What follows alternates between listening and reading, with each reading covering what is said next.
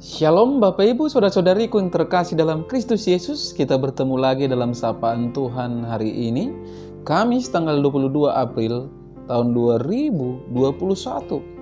Namun sebelumnya mari kita bersatu di dalam doa. Damai sejahtera Allah yang melampaui segala akal, itulah yang memelihara hati dan pikiranmu di dalam Kristus Yesus Tuhan kita. Amin. Saudaraku yang terkasih dalam Kristus Yesus, sapaan Tuhan bagi kita hari ini terangkat dari kitab Evangelium Lukas pasal yang ke-21 ayat yang ke-33. Demikian firman-Nya. Langit dan bumi akan berlalu, tetapi perkataanku tidak akan berlalu.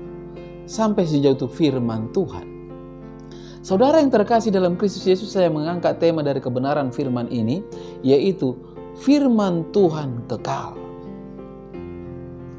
Saudara yang terkasih dalam Kristus Yesus, kalau dipertanyakan kepada kita, adakah perbedaan perkataan dunia ini dengan perkataan Tuhan?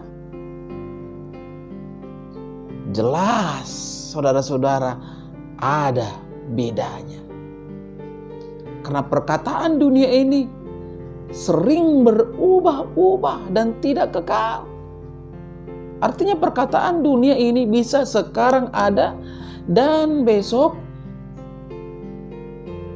bisa dikatakan juga lusa, lenyap.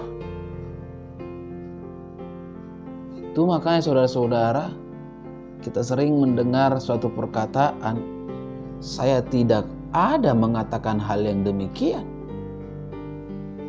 Semua hanya tinggal janji. Tetapi perkataan Tuhan Allah, saudara-saudara, berbeda dengan semua perkataan yang ada di dunia ini. Perkataan Tuhan tidak akan berlalu, tidak pernah akan habis, tidak pernah sia-sia, dan akan digenapi. Karena perkataan Tuhan memiliki kuasa. Perkataan Tuhan tetap untuk selamanya akan hidup. Saudara yang terkasih dalam Kristus Yesus, tidakkah hambanya Yesaya berkata di dalam Yesaya 40 ayat ke-8, rumput menjadi kering, bunga menjadi layu, tetapi firman Allah kita tetap untuk selama-lamanya. Artinya apa, saudara-saudara? Firman Tuhan tidak akan pernah hilang. Setiap janji yang Tuhan perkatakan bagi kita tidak akan pernah berlalu. Untuk itu, kita jangan pernah ragukan dan tidak percaya akan firman Tuhan. Saudara yang terkasih, bila saat ini kita sedang menghadapi masalah atau pergumulan hidup yang berat, jangan berputus asa. Serahkan semua bebanmu, serahkan semua pergumulanmu kepada Tuhan. Karena Tuhan sangat bisa diandalkan di dalam hidup ini. Dia sudah lebih dari cukup. Tuhan rindu melakukan perkara-perkara yang baik bagi kita anak-anaknya. Bukan karena kita ini berjasa dan layak di hadapannya. Tetapi Tuhan melakukan perkara-perkara yang baik bagi kita karena memang Tuhan kita baik adanya. Ia memang baik, saudara-saudara. Walaupun segala sesuatu yang ada di dunia ini berubah, firman-Nya tidak akan pernah berubah. Sebagaimana yang dikatakan dalam sapaan kita saat ini. Langit dan bumi akan berlalu, tetapi perkataanku tidak akan berlalu. Artinya apa? Artinya Tuhan tidak pernah berubah. Kasih-Nya, kuasa-Nya, dan keberadaannya akan tetap ada. Kalau kita perhatikan, hidup banyak orang di dunia ini, kasih-Nya, kesetiaannya, dan ketekunannya dalam mengikut Tuhan seringkali dipengaruhi oleh situasi dan kondisi. Ketika berada dalam situasi yang baik, kita mengasihi Tuhan. Tetapi begitu diperhadapkan dengan situasi yang tidak baik, kasih dan kesetiaan kita kepada Tuhan bisa langsung berubah 180 derajat, berpindah hati kepada dunia ini. Hal inilah yang dikhawatirkan oleh Tuhan dari setiap orang. Itu juga murid-muridnya. Perkataan langit dan bumi akan berlalu ini adalah peringatan Yesus kepada murid-muridnya bahwa dunia ini akan berakhir. Dunia ini akan lenyap dengan segala kemegahannya. Jika demikian, mengapa harus mengejar kenikmatan dunia ini? Ingatlah saudara-saudara, ketika dunia ini akan berlalu, Yesus akan datang dalam kemuliaannya. Yesus berpesan bahwa firman-Nya tidak akan berlalu sebagai pegangan hidup bagi orang percaya dan jaminan akan hidup keabadian. Zaman bisa berubah, perubahan nilai tak akan bisa dihambat, bahkan segala unsur-unsur dunia, langit dan bumi akan berlalu, namun firman Tuhan adalah kekal. Sangat luar biasa. Nasihat bisa lupa, petua bisa saja tak relevan, namun firman Tuhan tetap sama dan relevan sepanjang masa. Karena Yesus Kristus sama, baik kemarin, sekarang, dan selama-lamanya.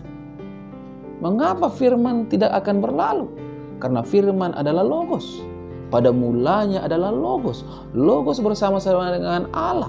Logos telah menjadi daging. Itulah keselamatan yang kita kenal di dalam diri Yesus Kristus, Allah yang menjadi manusia. Saudara yang terkasih, melalui sapaan ini marilah kita berpegang hanya kepada firman Tuhan sebagai suluh hidup di dunia ini. Tidakkah ada nyanyian sekaligus firman Tuhan yang berkata, firman-Mu pelita bagi kakiku, terang bagi jalanku. Ini saudara, firman akan memelihara dan menguatkan iman kita hingga memasuki kehidupan abadi kelak. Ingat, dunia ini hanya sementara. Kita akan menggapai tempat yang baru, yaitu surga. Tetapi ingat, kalau kita tetap berpegang teguh kepada firman Tuhan. Amin. Kita bersatu dalam doa.